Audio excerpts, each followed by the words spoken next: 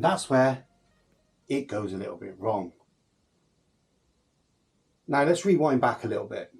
My plan for the weekend was to join the Clio Sport Click, drive up to Anglesey, arrive at Anglesey in the morning, disappear over to EFI Parts, have a quick remap, reflash of the TCU, which I've had to do due to the TCU failing previously, and then head back across and enjoy the festivities that go on there.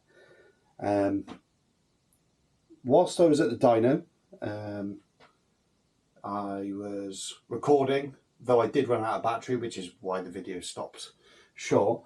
Whilst we were there, we were mapping, everything was going well. The new high pressure fuel pump works really, really well. We've got an extended range of pressure because the pump itself can run 200 plus bar, whereas the Clio one runs about 150 bar. So yeah, got it gone there. Chris started doing his thing. We noticed a little bit of a misfire. Normal thing. Let's pull the plugs, gap them up a little bit, close the spark gap, see if that assists with the spark blowing out. Not a problem. Done it many times before. Checking spark plug gaps is something you do on older vehicles anyway. So the Renault 8, I set that with set the gap on the spark plugs there perfectly fine. But I'll show you this. Right. So what happened is, dropped a spark plug, and all them little cracks around the ceramic there make this spark plug not want to spark in the chamber but spark in the head, which meant it was game over for us.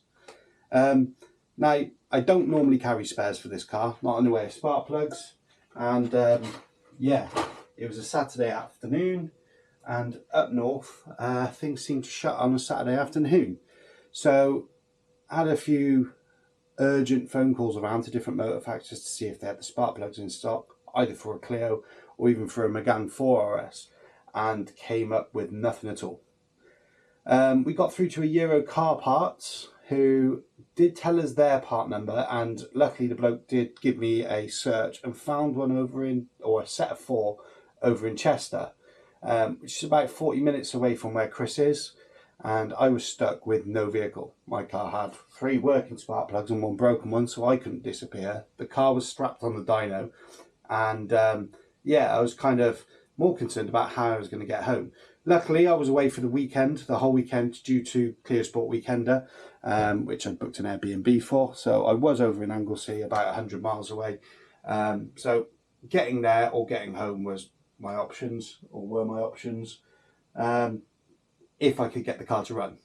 Now, again, like I say, it was about 40 minutes away to Chester. I had no way of actually getting across there. I'm sure Chris wasn't going to lend me his Clio V6, well, it would have been a nice drive.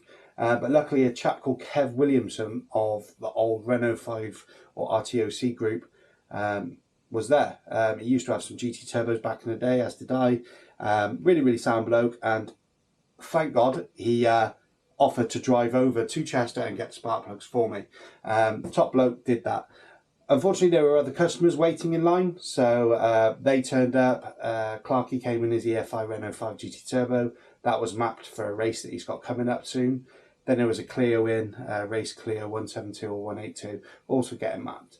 Again, I was in no real rush, so I just hung around. Obviously, we had a fault with the car. Those guys got through, and then we got back on the dyno. The car performed faultlessly. We haven't pushed it massively. We've brought the Megane turbo up to the same level of boost as the hybrid turbo, and basically kept it the same. We've touched 260 foot-pound of torque, and we kept it there. Peak power, much the same, but for me, massive gain bottom end.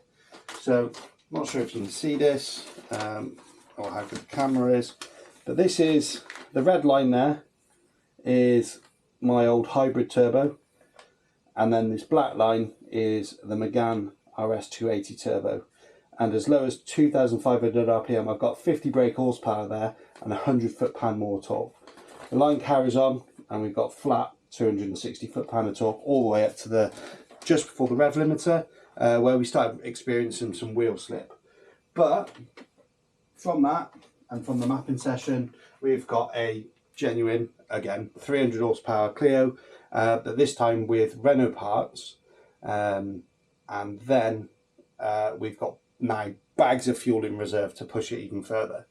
So at the moment, I'm going to drive it around, use it, kick his head in as I always do, daily drive it as I always do. We're going to get another track day in at some point, and then after that, I think I'm going to look for either hybridizing my current turbo or buying an off-the-shelf hybrid for a Megane and putting that on the Clio and seeing where we get to. What I want is, because we're limited by RPM on that engine, but not because of the engine, but because of the gearbox, what I want to do is I'm targeting 270, 280 foot-pound of torque at 6,500 RPM. Would be where I want to end up, really. So the next stage is going to be bring the boost up a little bit higher, or the flow up of the turbo a little higher, so we can run a touch more torque, and hopefully bring that torque figure up from 260 to 280 and hold it all the way to the red line. What I don't want to do is sacrifice too much of this new bottom end power that I've gained, because the car drives beautifully on it.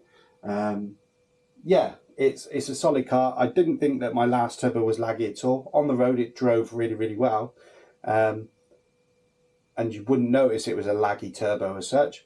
But with this Megane turbo on, worlds apart, the car is different completely again. So I'd like to say a big thanks to Chris at EFI. Every time I go there with any of my cars, it seems to be a different vehicle I drive away with each time. But yeah, car's done great. My video and editing is gone to pot. I had next to no footage because I was there a lot later than I should have been. I didn't make it back to Anglesey on time for any of the Clio Sport weekend festivities, but I did get back in time to put my head down and then go home the next day. Yeah, big thanks to Kev for picking me up some spark plugs, because without those I wouldn't have got home. But yeah, the evolution of the car is going to carry on. We're going to see what we're doing. I've got a complete gearbox down there on the floor. Tempted to maybe put a diff in it in the future. Keep it on the side just in case I need any bits. But yeah, for now, Clio's wrapped up. Gonna have a bit more fun with it this year. Probably not going to do much in the way of performance stuff for the rest of the year. I'm going to switch back to focusing on the Renault 8 because I want to get the turbo conversion done on that.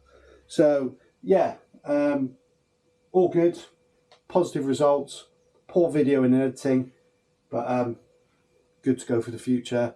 And if you're looking for a easy-ish way to upgrade to 300 horsepower reliably on your Clio, look down this route, look through the Renault parts bin. Yeah, like I said in the previous video, we've got a Megane 280 RS manifold and twin scroll turbo converted by Forge Motorsport to run a conventional actuator. Then I've put the high pressure fuel pump from a Megane on as well. Don't think you really need that at this level, but for me it was to prove that we've got future fuel available if I want to push it harder. And yeah, bolt it all on, get the spanners out, get the tools out. You can do it in a day, it's not a biggie. And then take it to Chris at EFI Parts and he'll get it mapped up for you. But yeah, hopefully the video is kind of okay for you. Thanks for watching, and I'll catch you in the next one.